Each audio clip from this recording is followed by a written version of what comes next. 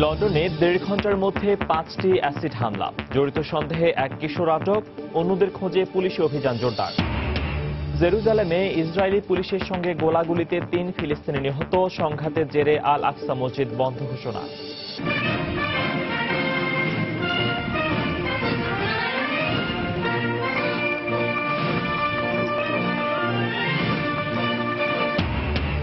ফ্রান্সে বাস্তিল দিবসের বর্ণাঢ্য র্যালিতে অংশ নিলেন মার্কিন প্রেসিডেন্ট ট্রাম্প। অবস্থান বদলে প্যারিস জলবায়ু চুক্তিতে যোগদানের ইঙ্গিত।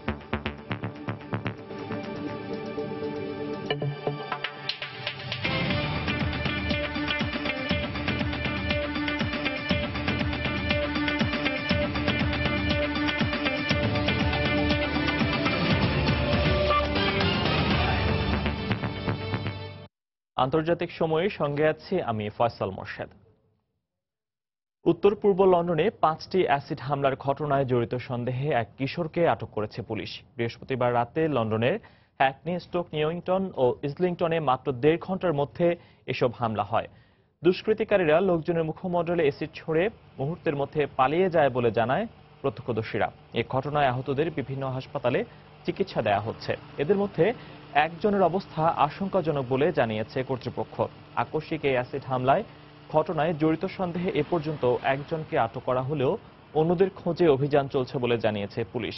প্রাথমিকভাবে এই হামলার কারণ সম্পর্কে কিছু জানা না গেলেও এই ঘটনা তদন্ত শুরু হয়েছে। সম্প্রতি ব্রিটেনে বিদ্বেষমূলক বিভিন্ন কর্মকাণ্ড বেড়ে যাওয়ার মধ্যে একের পর এক অ্যাসিড হামলার খবর পাওয়া যাচ্ছে।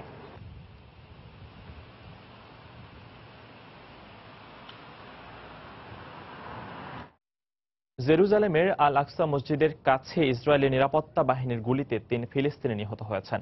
সেনাবাহিনীর দাবি, ওই ৩ ফিলিস্তিনির হাতে অস্ত্র ছিল।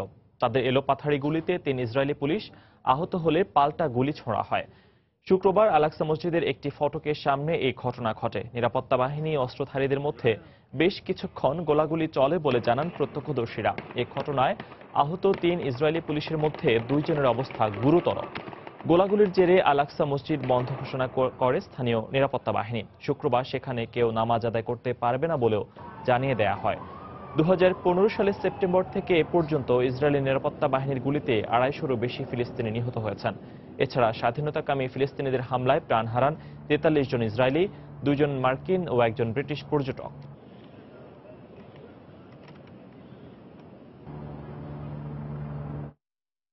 পশ্চিম তীর ও গাজায় বসবাসরত ফিলিস্তিনি নাগরিকদের মাঝে বছরে ৩,২০০ কোটি লিটার পানি সরবরাহ করতে রাজি হয়েছে ইসরায়েল। জেরুজালেমে যুক্তরাষ্ট্রের মধ্যপ্রাচ্য বিষয়ক প্রতিনিধি জেসন গ্লিনব্র্যান্ড বলেন, ফিলিস্তিন ও ইসরায়েল কর্তৃপক্ষ আলোচনার পর এই বিষয়ে চুক্তি করতে রাজি হয়েছে। গাজার পানি সংকটকে রাজনৈতিক হাতিয়ার হিসেবে ব্যবহারের অভিযোগ করলেও চুক্তিকে স্বাগত জানিয়েছে ফিলিস্তিনি কর্তৃপক্ষ। প্রয়োজনের তুলনায় এই পানি খুব কম হলেও ইসরায়েলি কর্তৃপক্ষ ভবিষ্যতে আরও বেশি পরিমাণ পানি সরবরাহ করবে বলেও প্রত্যাশা ফিলিস্তিনের।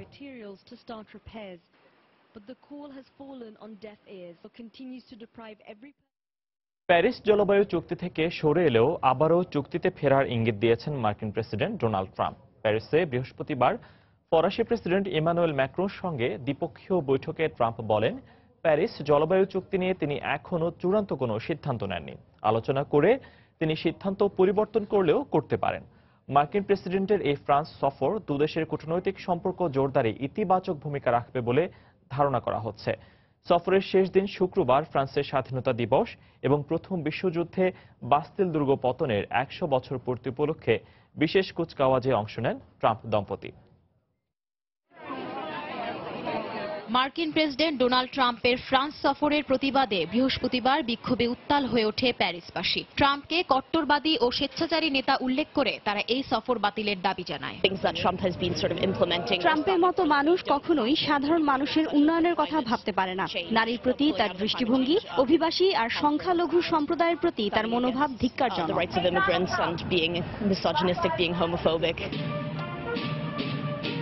এত বিক্ষোভের মুখেও বৃহস্পতিবার প্যারিস সফরে এসে এলএসির প্রেসিডেন্ট ভবনে ফরাসি প্রেসিডেন্ট ইমানুয়েল ম্যাক্রোর সঙ্গে সাক্ষাৎ করেন মার্কিন প্রেসিডেন্ট ডোনাল্ড ট্রাম্প। সেখান থেকে ফ্রান্সের সামরিক জাদুঘর এবং নেপোলিয়নের সমাধিসৌধ পরিদর্শনে যান তিনি। পরে দুই ফার্স্ট লেডি সিন নদীতে ভ্রমণ করেন।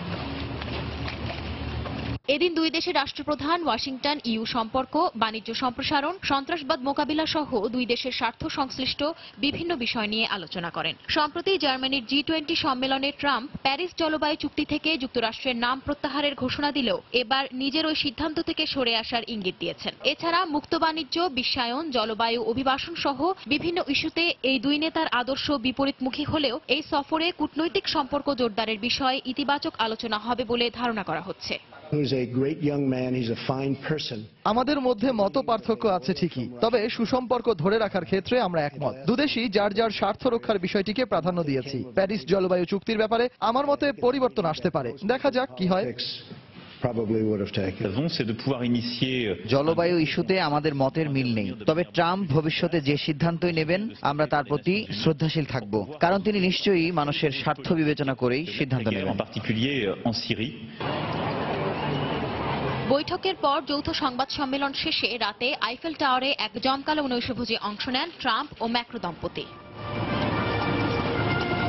সফরের শেষ দিন ফ্রান্সের স্বাধীনতা দিবস, ঐতিহাসিক বাস্তিল দুর্গের পতন এবং প্রথম বিশ্বযুদ্ধে মার্কিন সেনাবাহিনীর অংশগ্রহণের 100 বছর পূর্তি উপলক্ষে কুচকাওয়াজের আয়োজন করা হয়। একে ফ্রান্সের সামরিক শক্তি দেখানোর একটি কৌশল হিসেবে উল্লেখ করেন বিশ্লেষকরা। এদিকে ম্যাক্রোর স্ত্রী ব্রিজিট ম্যাক্রো শারীরিক গঠন নিয়ে প্রশংসা করায় তুমুল সমালোচনার মুখে পড়েছেন ট্রাম্প। একজন ফার্স্ট লেডিকে প্রশংসার নামে এ ধরনের মন্তব্য করা অরুচিকর বলে জানান অনেকে। বৃহস্পতিবার দুই দেশের রাষ্ট্রপ্রধান সস্ত্রীক আলাপের এক পর্যায়ে ট্রাম্প ফার্স্ট লেডি ব্রিজিটকে উদ্দেশ্য করে বলেন, আপনার শারীরিক গঠন খুব সুন্দর। এতে প্রেসিডেন্ট ম্যাক্রো বা ব্রিজিটের কোনো প্রতিক্রিয়া সম্পর্কে জানা যায়নি। তবে ম্যাক্রো ও তার স্ত্রীর বয়সের পার্থক্য ইঙ্গিত করে ট্রাম্প এমন মন্তব্য করেছেন কিনা তা নিয়েও প্রশ্ন উঠেছে। সঞ্জনা চৌধুরী, সময় সংবাদ। আন্তর্জাতিক সময়ে আরো দেখবেন, কিছুটা শিথিল হলেও যুক্তরাষ্ট্রের 6 মুসলিম দেশের নাগরিকদের ভ্রমণ নিষেধাজ্ঞা। সিনেটে সংশোধিত স্বাস্থ্যনীতি প্রকাশ করলেন রিপাবলিকানরা। উপসাগরীয় অঞ্চলে সংকট সমাধানে সংশ্লিষ্ট সব পক্ষকে সরাসরি আলোচনায় বসার আহ্বান জানিয়েছেন মার্কিন পররাষ্ট্রমন্ত্রী রেক্স টিলারসন। এর আগে কোনো অগ্রগতি ছাড়াই 4 দিনের মধ্যপ্রাচ্য সফর শেষে ওয়াশিংটনে ফিরে যান তিনি। কাতারের ওপর সৌদি আরব ও তার মিত্রদের নিষেধাজ্ঞা আরোপের পর সৃষ্ট সংকট অবসানের উপায় খুঁজে বের করাই ছিল টিলারসনের সফরের মূল লক্ষ্য। সফরে সন্ত্রাসবাদে অর্থায়ন ঠেকাতে যুক্তরাষ্ট্রের সঙ্গে কাতারের চুক্তি সই হলেও সংকট সমাধানে টিলারসনের ডাকে সাড়া দেয়নি সৌদি জোট। কাতারের ওপর সৌদি জোটের অবরোধ আরোপের উদ্ভূত সংকট নিরসনে জেদ্দা সফর শেষে বৃহস্পতিবার দ্বিতীয় দফায় দোহায় আসেন মার্কিন পররাষ্ট্রমন্ত্রী রেক্স টিলারসন। এদিন কাতারের আমির Sheikh Tamim bin Hamad Al থানির সঙ্গে সাক্ষাৎ করেন তিনি। এছাড়া কাতারের পররাষ্ট্রমন্ত্রী সহ দেশটির ঊর্ধ্বতন কর্মকর্তা এবং কুয়েতি মধ্যস্থতাকারীর সঙ্গে আলোচনায় বসেন টিলারসন। কাতারের ওপর সৌদি আরব ও তার মিত্রদের নিষেধাজ্ঞা আরোপের পর সৃষ্ট সংকট সমাধানের উপায় খুঁজে বের করতে মধ্যপ্রাচ্য সফরে আসেন মার্কিন পররাষ্ট্রমন্ত্রী। দফায় দফায় বৈঠক করেও কোনো অগ্রগতি না হওয়ায় অনেকটা ব্যর্থ হয়ে ওয়াশিংটনে ফিরে যান টিলারসন। এর আগে জেদ্দায় সৌদি আরব, সংযুক্ত আরব আমিরাত, বাহরাইন ও মিশরের পররাষ্ট্রমন্ত্রীদের সঙ্গে বৈঠকে কোনো সমাধানে পৌঁছানো সম্ভব না হওয়ায় ফের কুয়েতে আসেন টিলারসন।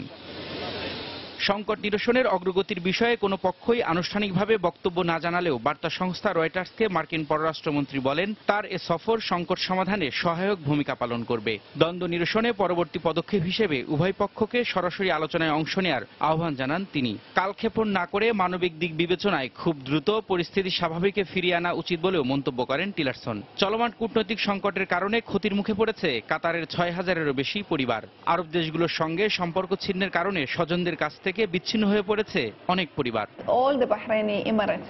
এই অবরোধ আমাদের অনেক ক্ষতি করেছে। দীর্ঘদিন স্বামী সন্তানদের ছেড়ে এখানে বসবাস করছি, তাদের সঙ্গে কোনোভাবেই যোগাযোগ করতে পারছি না। কেন তারা আমাদের সঙ্গে এমন করছে? সৌদি আরব, বাহরাইন ও সংযুক্ত আরব আমিরাত তাদের নাগরিকদের দ্রুত কাতার ছেড়ে যাওয়ার নির্দেশ দিয়েছে। যারা নির্দেশ অমান্য করবে তাদের নাগরিকত্ব প্রত্যাহারের হুঁশিয়ারি দেয়া হয়েছে।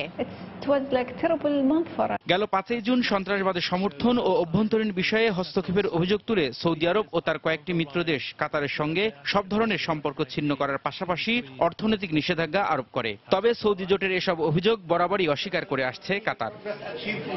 রবিউল ইসলাম আওলাদ, সময় সংবাদ। জাতিসংঘের মধ্যস্থতায় সিরিয়ার শান্তি আলোচনা সঠিক পথেই অগ্রসর হচ্ছে বলে মন্তব্য করেছেন সিরিয়া বিষয়ক জাতিসংঘের বিশেষ দূত স্টাফান ডি মিস্তুরা। বৃহস্পতিবার সরকার ও বিরোধী দলের প্রতিনিধিদের সঙ্গে বস্তুনিষ্ঠ আলোচনা হয়েছে বলেও জানান তিনি।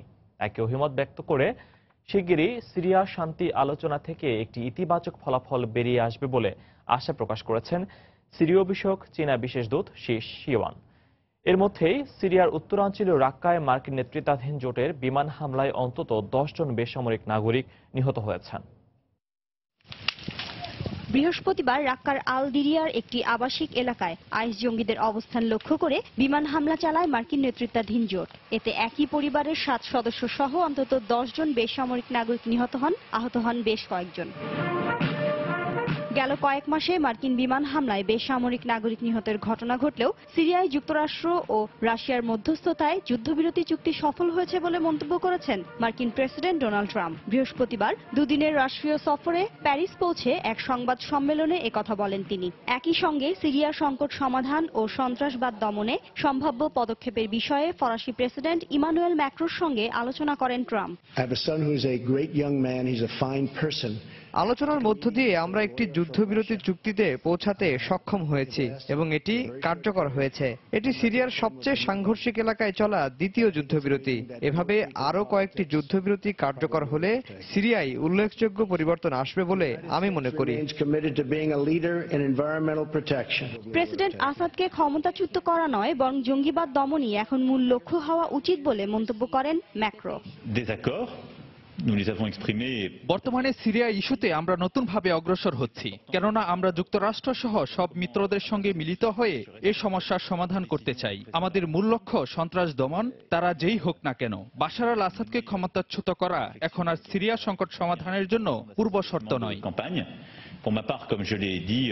জাতিসংঘের মধ্যস্থতায় জেনেভায় আয়োজিত 7ম পর্বের সিরীয় শান্তি আলোচনার 4র্থ দিনে সরকার ও বিরোধী দলের প্রতিনিধিদের সঙ্গে আলাদাভাবে আলোচনা করেন সিরিয়া বিষয়ক জাতিসংঘের বিশেষ দূত স্টাফান ডি মিস্তুরা।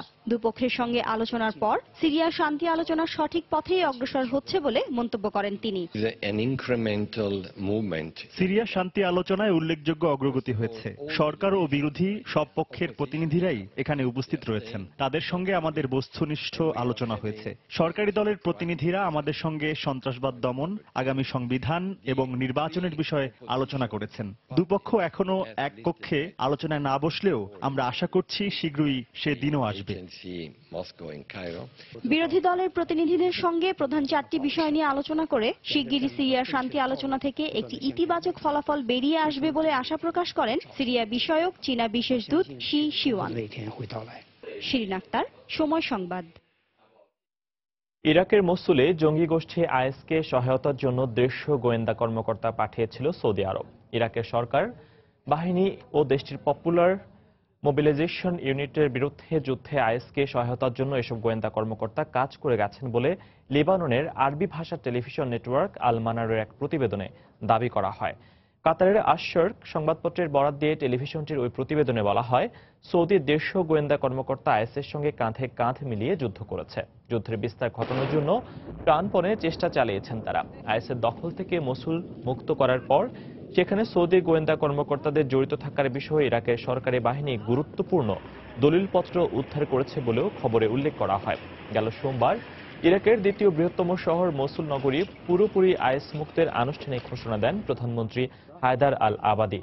এই ঘোষণার পরে সৌদি আরবের বিরুদ্ধে এমন তথ্য প্রকাশিত হলো। এদিকে আইএস সদস্যকে আটকের পর ইরাকি বাহিনী গুলি করে হত্যার ঘটনায় প্রকাশিত ভিডিও ফুটেজের সত্যতা নিয়ে তদন্ত করা হচ্ছে বলে জানিয়েছে কর্তৃপক্ষ। দেশটির স্বরাষ্ট্র মন্ত্রণালয়ের এক মুখপাত্র জানান, ভিডিওটি যদি সত্য হয়ে থাকে তাহলে ওই সেনা সদস্যের বিরুদ্ধে আইনি ব্যবস্থা নেওয়া হবে। চলতি বছরে শ্রীলঙ্কার সঙ্গে বাংলাদেশের মুক্ত বাণিজ্য চুক্তি সই হওয়ার বিষয়ে একমত হয়েছেন দুদেশের শীর্ষ দুই নেতা। শুক্রবার প্রধানমন্ত্রী শেখ হাসিনা ও ঢাকায় সফররত শ্রীলঙ্কার প্রেসিডেন্ট মাইথ্রিপালা সিরিসেনার মধ্যে দ্বিপক্ষীয় বৈঠক হয়। বৈঠক শেষে শেখ হাসিনা ও সিরিসেনার উপস্থিতিতে বাংলাদেশ ও শ্রীলঙ্কার মধ্যে একটি চুক্তি ও 13টি সমঝোতা স্মারক সই হয়। পরে সংবাদ সম্মেলনে পররাষ্ট্র সচিব শহীদুল হক বাংলাদেশ শ্রীলঙ্কা বন্ধুত্বপূর্ণ সম্পর্ক আরও জোরদারের আশাবাদ ব্যক্ত করেন। রাষ্ট্রীয় সফরের দ্বিতীয় দিনে শ্রীলঙ্কার প্রেসিডেন্ট মাইথ্রিপালা সিরিসেনা শুক্রবার সকালে প্রধানমন্ত্রীর কার্যালয়ে যান। এই সময় তাকে ফুল দিয়ে অভ্যর্থনা জানান প্রধানমন্ত্রী শেখ হাসিনা। এরপর শ্রীলঙ্কার প্রেসিডেন্টের সঙ্গে একান্ত বৈঠক করেন সরকার প্রধান শেখ হাসিনা। এই বৈঠক শেষে উভয় দেশের শীর্ষ পর্যায়ের মন্ত্রী প্রতিমন্ত্রী সহ উচ্চপদস্থ কর্মকর্তাদের সঙ্গে দ্বিপক্ষীয় বৈঠক অনুষ্ঠিত হয়। এই সময় দুই দেশের স্বার্থ সংশ্লিষ্ট বিভিন্ন বিষয় নিয়ে আলোচনা হয়। পরে প্রধানমন্ত্রী শেখ হাসিনা ও শ্রীলঙ্কার প্রেসিডেন্ট মাইথ্রিপালা সিরিসেনার উপস্থিতিতে দুদেশের মধ্যে একটি চুক্তি ও 13টি সমঝোতা স্বাক্ষর সই হয়। এতে সরকারি ও কূটনৈতিক পাসপোর্টধারীদের জন্য ভিসা অব্যাহতি চুক্তি, উপকূলীয় জাহাজ চলাচল, অর্থনৈতিক ও কৃষিখাতে সহযোগিতা, উচ্চশিক্ষা, তথ্য ও যোগাযোগ প্রযুক্তি, উভয় দেশের কেন্দ্রীয় ব্যাংক, পররাষ্ট্র সেবা বিষয়ক ইনস্টিটিউট, রেডিও টেলিভিশন ও চলচ্চিত্র বিষয়ক বিভিন্ন সমঝোতা স্বাক্ষর সই হয়।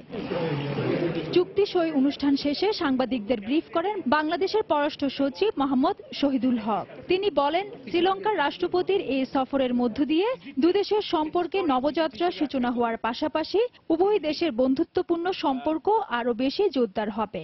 আমরা আশা করি যে এই ভিজিটের মধ্য দিয়ে দুদেশের সম্পর্কের একটা নবযাত্রা হলো।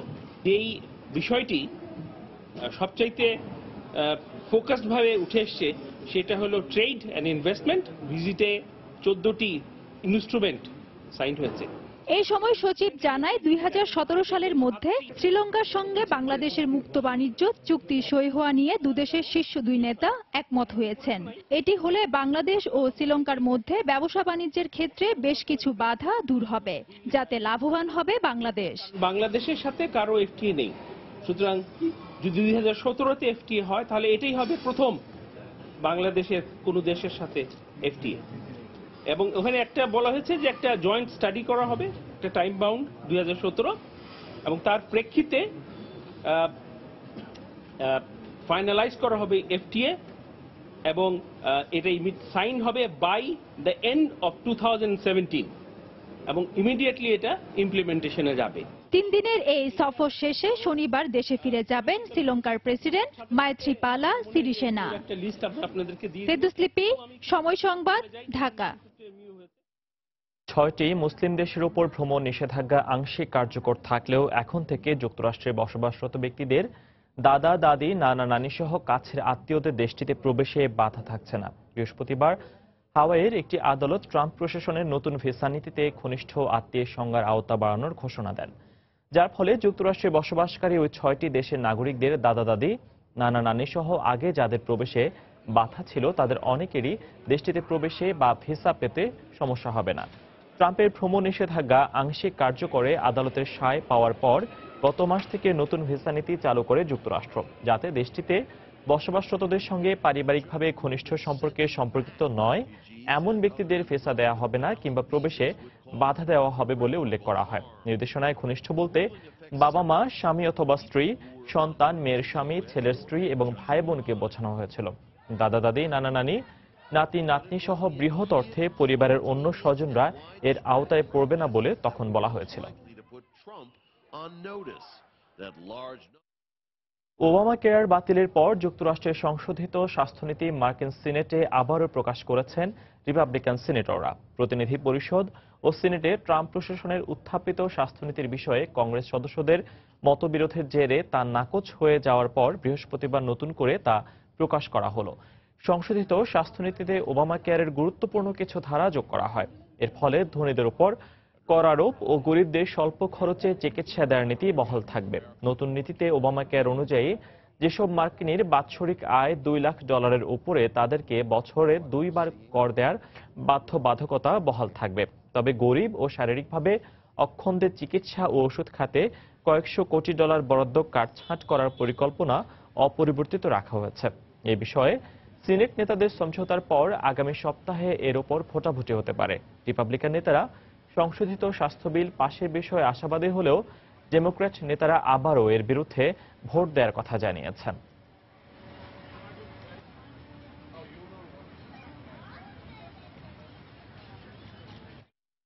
গেল বছর ইস্তাম্বুলে ভয়াবহ সন্ত্রাসী হামলায় জড়িত সন্দেহে অন্তত 44 জনকে আটক করেছে তুর্কি পুলিশ। বৃহস্পতিবার ইস্তাম্বুল শহরের বিভিন্ন জায়গায় অভিযান চালিয়ে তাদের আটক করা হয়। আটককৃতরা গেল বছরের বোমা হামলার পরিকল্পনা সহ বিভিন্নভাবে সহযোগিতা করেছিল বলে জানায় পুলিশ। 2016 সালের ইস্তাম্বুল শহরে স্টেডিয়ামের পাশে বোমা বিস্ফোরণের ঘটনায় অন্তত 46 জন নিহত হন। আটককৃতরা সবাই কুর্দিস্তান ওয়ার্কার্স পার্টির সদস্য বলে জানা গেছে। এছাড়া গেল 11 জুন গাড়ি বোমা হামলায় জড়িত সন্দেহে অন্তত 11 জনকে আটক করা হয়েছে বলে জানিয়েছেন ইস্তাম্বুল শহরের গভর্নর। সাম্প্রতিক সময়ে তুরস্কে বিভিন্ন সন্ত্রাসী হামলার পর এর দায় স্বীকার করে বিবৃতি দেয় পিকেকে।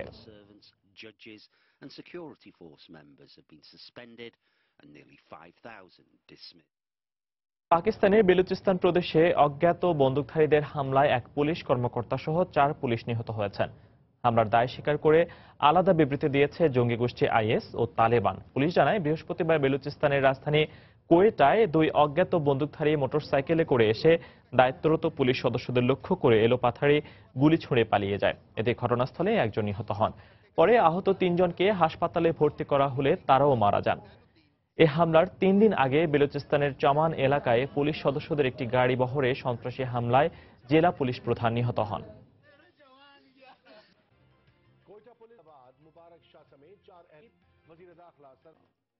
ক্যামেরুন ও নাইজেরিয়ার সীমান্তে আত্মঘাতী বোমা হামলায় অন্তত 14 জন নিহত হয়েছেন।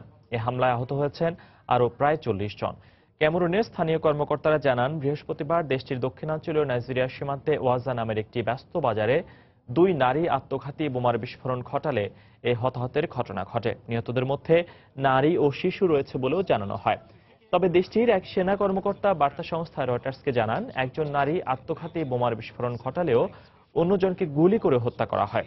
হামলার ঘটনায় এখনো কেউ দায় স্বীকার না করলেও ধারণা করা হচ্ছে জঙ্গি সংগঠন বোকো হারাম এই হামলা চালিয়েছে। ক্যামেরুনের দক্ষিণাঞ্চলে সহিংসতার কারণে 2009 সাল থেকে এখনো পর্যন্ত অন্তত 2 লাখ মানুষ বাড়িঘর ছেড়ে পালিয়ে গেছেন।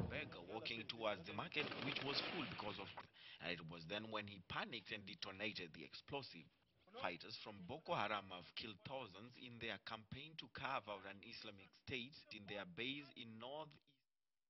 মেক্সিকোর হিডালগো রাজ্যে একটি জন্মদিনের অনুষ্ঠানে বন্দুকধারীদের অতর্কিত হামলায় নিহত হয়েছেন 4 নারী সহ 11 জন। বৃহস্পতিবার রাতে তিজাউকা শহরের একটি আবাসিক এলাকায় এই হামলার ঘটনা ঘটে। বাড়ির বাইরে খালি জায়গায় প্যান্ডেল টানিয়ে ওই জন্মদিনের আয়োজন করা হয়েছিল। জন্মদিন উদযাপনের মুহূর্তে এমন নৃশংস হামলায় আতঙ্কিত হয়ে পড়েছে পার্টিতে অংশ নেয়া শিশুরা। যদিও ওই হামলায় কোনো শিশু হতাহত হয়নি। পরে পুলিশ অভিযান চালিয়ে ঘটনাস্থল থেকে 4 শিশুকে অক্ষত অবস্থায় উদ্ধার করে। হামলাকারী 4 জন পুলিশের ইউনিফর্ম পরা ছিল বলে জানিয়েছে প্রত্যক্ষদর্শীরা। তবে সবাই মুখোশ পরে থাকায় পরিচয় শনাক্ত করা কঠিন হয়ে পড়েছে। এই ঘটনায় পুরো এলাকায় নিরাপত্তা বাড়ানোর পাশাপাশি ঘেরাও করে রাখা হয়েছে। হামলার কারণ জানতে তদন্ত চলছে বলে জানিয়েছে পুলিশ। আন্তর্জাতিক সময়ে আরো যা দেখবেন, ভিয়েতনামে বন্যা ও ভূমিধসে 14 জনের মৃত্যু, পানিবন্দী বহু মানুষ। ভারত, চীন সহ এশিয়ার বিভিন্ন দেশে বন্যা পরিস্থিতির অবনতি। ভারতের উত্তর পূর্বাঞ্চলীয় ত্রিপুরা রাজ্যের কিছু এলাকা নিয়ে টিপ্রাল্যান্ড নামে আলাদা রাজ্য হিসেবে ঘোষণার দাবি জানিয়ে বিক্ষোভ করেছেন সেখানকার শত শত মানুষ। বৃহস্পতিবার আগরতলায় এই বিক্ষোভের আয়োজন করে আঞ্চলিক দল indigenous people's front of Tripura বা আইপিটিএফ। এদিন রাস্তা আটকে ত্রিপুরাকে আলাদা রাজ্য হিসেবে ঘোষণার সপক্ষে বিভিন্ন স্লোগান দেয় বিক্ষোভকারীরা। দাবি আদায় না হওয়া পর্যন্ত এই আন্দোলন চলবে বলেও জানান তারা। পশ্চিমবঙ্গ রাজ্যের গোর্খারাকে আলাদা গোর্খাল্যান্ড রাজ্য ঘোষণার দাবির মধ্যে ত্রিপুরার নতুন করে এই বিক্ষোভ শুরু হলো।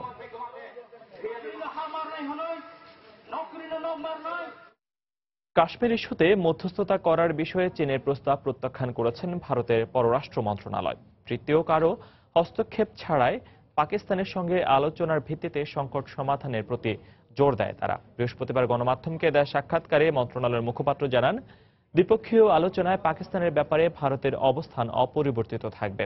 বিতর্কিত কাশ্মীর সীমান্তে পাকিস্তান ও ভারতের চলমান উত্তেজনার প্রশমনে সম্প্রতি চীন একটি বস্তুনিষ্ঠ ভূমিকা রাখার প্রস্তাব দেয়। পরে ভারতের পররাষ্ট্র মন্ত্রণালয়ের পক্ষ থেকে এই প্রস্তাব প্রত্যাখ্যান করা হয়। মন্ত্রণালয়ের পক্ষ থেকে বলা হয়, কাশ্মীর সীমান্তে উত্তেজনার সুযোগে উগ্রবাদী গোষ্ঠীরা সংঘবদ্ধ হয়ে দক্ষিণ এশিয়ায় শান্তি বিনষ্টের পায়তারা করছে। তাই উভয় দেশের স্বার্থে সীমান্তে শান্তি প্রতিষ্ঠা জরুরি বলে জানায় তারা। ভারতের সঙ্গে সড়ক যোগাযোগ ব্যবস্থার উন্নয়ন, সেই সঙ্গে চীন পাকিস্তান অর্থনৈতিক করিডোরের স্বার্থে এই মধ্যস্থতার ব্যাপারে আগ্রহ দেখিয়েছিল বেইজিং। তবে চীনা পররাষ্ট্র মন্ত্রণালয় জানায়, বাণিজ্যিক স্বার্থে নয়, বরং ভারত পাকিস্তান সম্পর্ক উন্নয়নে ইতিবাচক ভূমিকা রাখতে এমন সিদ্ধান্তের কথা জানিয়েছে বেইজিং। যুক্তরাষ্ট্রের পেনসিলভানিয়ায় গত সপ্তাহে নিখোঁজ হওয়া 4 জনকে হত্যার কথা স্বীকার করেছে 20 বছর বয়সী এক মার্কিন নাগরিক। পুলিশ জানায়, নিখোঁজ 4 জনের একজনের মৃতদেহ অভিযুক্ত কসমো ডিনার্দোর বাবার একটি খামার থেকে উদ্ধারের পর জিজ্ঞাসাবাদে সে হত্যার কথা স্বীকার করে। গত বুধবার তাকে গ্রেফতার করা হয়। কসমো প্রথমে অপরাধের কথা অস্বীকার করলেও পরে 4 জনকে একাই হত্যার কথা স্বীকার করে।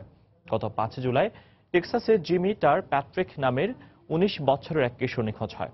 এর দুদিন পর বিভিন্ন বয়সের আরো 3 তরুণ নিখোঁজ হন। এদের মধ্যে 3 জন একে অপরের পূর্ব পরিচিত বলে জানিয়েছে পুলিশ। তবে হত্যার কারণ সম্পর্কে এখনো জানা যায়নি। ঘটনার তদন্ত শুরু করেছে কর্তৃপক্ষ। অভিযুক্ত কসমো জটিল মানসিক রোগে আক্রান্ত বলে ধারণা করা হচ্ছে।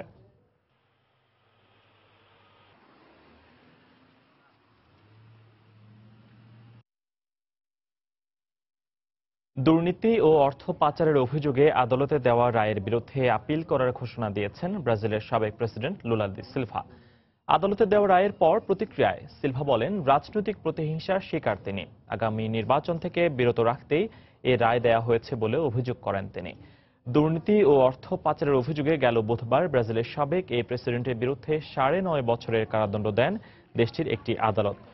লুলা দি সিলভা 2010 সাল থেকে 2013 সাল পর্যন্ত ব্রাজিলের প্রেসিডেন্ট হিসেবে দায়িত্ব পালন করেছিলেন। পরে তার বিরুদ্ধে ক্ষমতায় থাকাকালীন রাষ্ট্রীয় তেল কোম্পানিতে অনিয়ম ও ক্ষমতার অপব্যবহার করে দুর্নীতি এবং অবৈধভাবে অর্থ উপার্জন করে বিদেশে পাচারের অভিযোগ আনা হয়। দীর্ঘ তদন্ত শেষে আদালতের পক্ষ থেকে এই রায় দেয়া হয়। এখনো তার বিরুদ্ধে দুর্নীতির আরো 4টি অভিযোগ আদালতে তদন্তাধীন রয়েছে। সিলভা দেশটির অন্যতম প্রভাবশালী ডানপন্থী রাজনীতিবিদ। 2018 সালের অক্টোবরে ব্রাজিলের জাতীয় নির্বাচনে প্রেসিডেন্ট পদে প্রতিদ্বন্দ্বিতা করার কথা রয়েছে তার। তবে ধারণা করা হচ্ছে, আদালতের রায়ের কারণে আগামী নির্বাচনে তিনি অযোগ্য হিসেবে বিবেচিত হতে পারেন।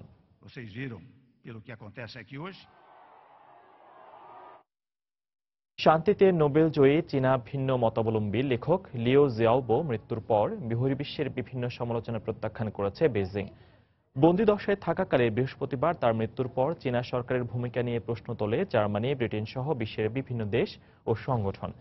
চীনের উত্তর পূর্বাঞ্চলীয় সেনইয়াং নগরীতে তার মৃত্যু হয়। সেখানে তার লিভার ক্যান্সার চিকিৎসা চলছিল বলে জানায় কর্তৃপক্ষ। মৃত্যুকালে তার বয়স হয়েছিল 61 বছর। সেনইয়াং এর ব্যুরো অব জাস্টিস এক বিবৃতিতে জানায়, তার কয়েকটি অঙ্গ প্রত্যঙ্গ অচল হয়ে পড়েছিল, ফলে তাকে আর বাঁচিয়ে রাখা সম্ভব হয়নি। চীনে মানবাধিকার প্রতিষ্ঠা এবং রাজনৈতিক সংস্কারের জন্য কাজ করে যাওয়া লিও 2010 সালে শান্তিতে নোবেল পুরস্কার পান। 2009 সালে রাষ্ট্রের বিরুদ্ধে বিদ্রোহ উস্কে দেওয়ার অভিযোগে তাকে 11 বছরের কারাদণ্ড দিয়েছিল চীন সরকার। চীনে আমূল রাজনৈতিক সংস্কারের দাবিতে অন্যান্য অধিকার কর্মীদের সঙ্গে চার্টার 8 শীর্ষক একটি পিটিশনও সই করেছিলেন লিও।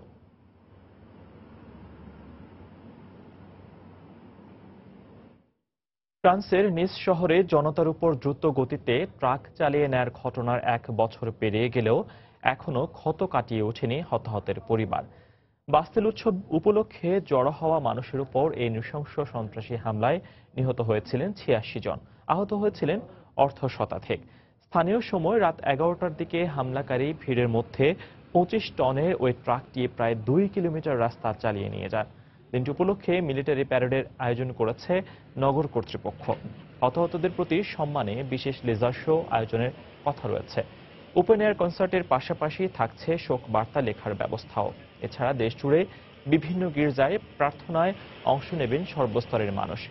ফ্রান্সে এমন একের পর এক হামলার ঘটনায় ক্ষতির মুখে পড়েছে দেশটির পর্যটন শিল্প। পরিস্থিতি আগের অবস্থায় ফিরিয়ে সরকারকে নিরাপত্তা জোরদারের আহ্বান জানান এই শিল্প সংশ্লিষ্ট ব্যবসায়ীরা।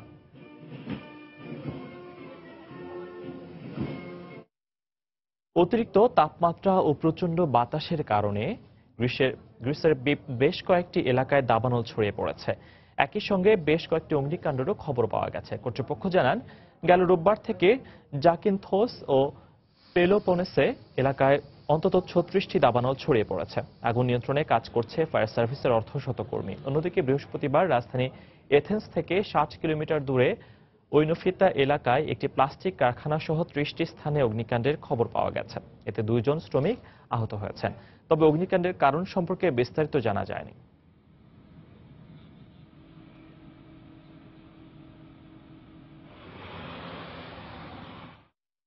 ভিয়েতনামে ভারী বৃষ্টিপাতে ভয়াবহ বন্যা দেখা দিয়েছে। দেশটির রাষ্ট্রীয় টেলিভিশনের খবরে বলা হয়, ভিয়েতনামের দক্ষিণাঞ্চলীয় এলাকায় বন্যা ও ভূমিধসের কারণে অন্তত 14 জনের মৃত্যু হয়েছে। বন্যার পানিতে তলিয়ে গেছে বহু আবাদি জমি ও ঘরবাড়ি। এছাড়া পানিবন্দী হয়ে মানবেতর জীবনযাপন করছেন অনেকেই। বন্যায় আটকে পড়াদের উদ্ধার ও সহায়তায় কাজ করে যাচ্ছে দেশটির দুর্যোগ ব্যবস্থাপনা কমিটি। বৃষ্টিপাত অব্যাহত থাকায় সতর্কতা জারি করেছে স্থানীয় প্রশাসন। এছাড়া ভারী বৃষ্টিপাতের কারণে চীন, ভারত সহ এশিয়ার বিভিন্ন দেশেও ভয়াবহ বন্যা দেখা দিয়েছে। এটিএম বুথ থেকে টাকা তোলার সময় কখনো ভেবেছেন এই গুপ্ত বাক্সে কোনো মানুষ আটকা পড়তে পারে? এমনই এক অদ্ভুত ঘটনা ঘটেছে যুক্তরাষ্ট্রের টেক্সাসে। বুধবার কর্পাস ক্রিস্টি এলাকায় ব্যাংক অব আমেরিকার এটিএম বুথের ফল্ট সরানোর কাজ করতে গিয়ে ভেতরে আটকা পড়েন নাম প্রকাশে অনিচ্ছুক ওই ব্যক্তি। মোবাইল ফোন সঙ্গে না থাকায় কাউকে ফোন করেও নিজের অবস্থান সম্পর্কে জানাতে পারেননি তিনি। ব্যাংকের অনেক গ্রাহক টাকা তুলতে এসেছেন ঠিকই, তবে সেই ধাতব বাক্স ভেদ করে তার সাহায্যের আবেদন কারো কানে পৌঁছায়নি। এই অবস্থায় সঙ্গে থাকা কলম দিয়ে বিলের রিসিটে তিনি লিখে দেন তার আটকে পড়ার খবর, যুক্ত করে দেন অফিস প্রধানের নম্বরও। এক গ্রাহক এই চিরকুট হাতে পেয়ে সঙ্গে সঙ্গে নিরাপত্তা বাহিনীকে ফোন দিলে তারা ওই ব্যক্তিকে উদ্ধার করে নিয়ে যায়। চাঁদের ধূলিকণা ও পাথর আনতে ব্যবহৃত প্রথম ব্যাগটি নিলামে তোলা হচ্ছে, যার সম্ভাব্য মূল্য ধরা হয়েছে 20 লাখ মার্কিন ডলার। এ তথ্য জানিয়েছেন মহাকাশ সংক্রান্ত জিনিসপত্র ও নভোচারীদের ব্যবহৃত যন্ত্রপাতি নিলামের আয়োজক স্পেস এক্সপ্লোরেশন অকশন কর্তৃপক্ষ। চাঁদে মানুষের অবতরণের 48 বছর পূর্তি উপলক্ষে আগামী 20 জুলাই নিউ ইয়র্কে এই নিলামের আয়োজন করা হবে। কর্তৃপক্ষ জানান, এই ব্যাগটিতেই অ্যাপোলো 11 মিশন থেকে প্রথম চাঁদের ধূলিকণা ও পাথর নিয়ে এসেছিলেন নীল আর্মস্ট্রং। এছাড়া অনুষ্ঠেয় ওই নিলামে আরও তোলা হবে অ্যাপোলো 13 ফ্লাইট প্লেন, ম্যাপ, নভোচারীদের পোশাক, রকেট ইঞ্জিন সহ আরো অনেক কিছু।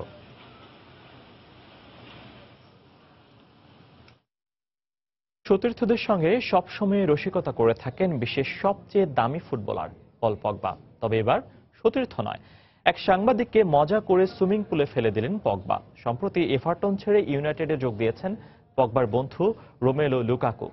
এই দুই ফুটবলারের সাক্ষাৎকার নেয়ার এক পর্যায়ে ইএসপিএন সাংবাদিক অ্যালেক্সিস নুনেসকে ধাক্কা দিয়ে সুইমিং পুলে ফেলে দেন পগবা।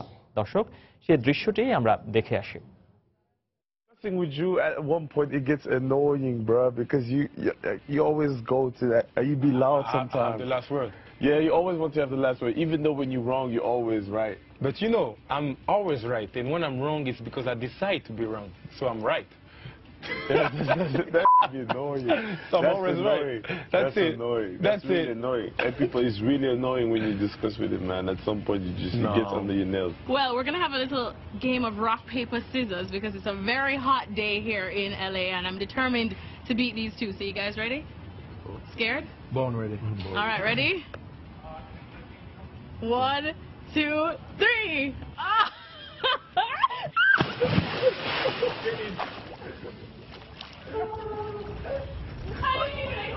Wow! আন্তর্জাতিক সময়ের পর্যায়ে শীর্ষ সংবাদগুলো জানিয়ে দিচ্ছি আরেকবার। লন্ডনে 1.5 ঘন্টার মধ্যে 5টি অ্যাসিড হামলা, জড়িত সন্দেহে এক কিশোর আটক, অন্যদের খোঁজে পুলিশি অভিযান জোরদার। জেরুজালেমে ইসরায়েলি পুলিশের সঙ্গে গোলাগুলিতে 3 ফিলিস্তিনি নিহত, সংঘাতের জেরে আল আকসা মসজিদ বন্ধ ঘোষণা।